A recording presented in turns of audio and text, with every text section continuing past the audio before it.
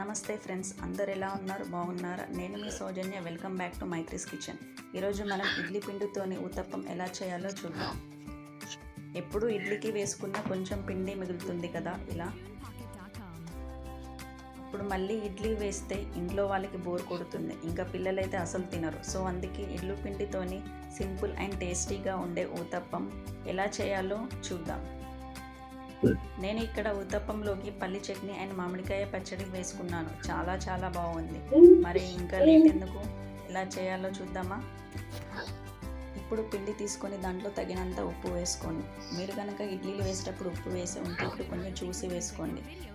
తర్వాత చిన్నగా కట్ చేసుకున్న ఆనియన్స్ కూడా వేసుకోండి. ఇప్పుడు చిన్నగా కట్ చేసుకున్న టమాటోస్ వేసుకున్నాక 2 పచ్చిమిరపకాయలు కూడా చిన్నగా కట్ చేసుకొని వేసుకోండి. ఇప్పుడు చివరిగా చిన్నగా కట్ చేసుకున్న కొత్తిమీర కూడా వేసుకోండి. ఇప్పుడు బాగా కలిసేలాగా కలుపుకోండి. కాసేపు పక్కన పెట్టుకోండి. స్టవ్ ఆన్ చేసి దోశల పెనం పెట్టుకోండి. హై ఫ్లేమ్లో పెట్టుకోవాలి. పెనం హీట్ ఎక్కాక లో ఫ్లేమ్లో పెట్టి 1/2 టేబుల్ స్పూన్ ఆయిల్ వేసుకోండి.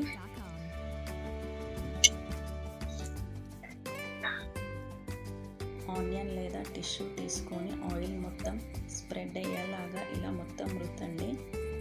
ఇలా చేయకపోతే కనుక దోశ లేదా ఊతప్పం కానీ ఏది సరిగ్గా రాదండి.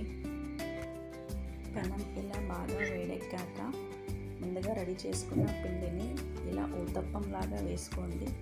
బాగా పల్చగా కాకుండా బాగా మందంగా కాకుండా కొంచెం మీడియంగా వేసుకోండి.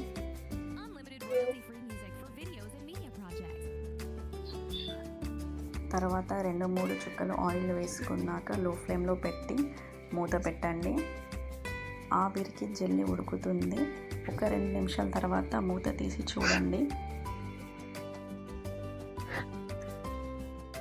సైడ్లో చూడండి బాగా కాలిందా లేదా.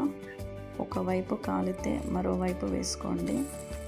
చూడండి ఇలా గోల్డెన్ కలర్లో రావాలి. రెండో వైపులో తిప్పాక కూడా 2 నిమిషాలు ఆగండి.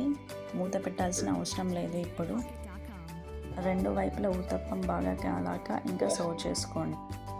Thank you for watching. Please like, share and subscribe to Maithri's kitchen.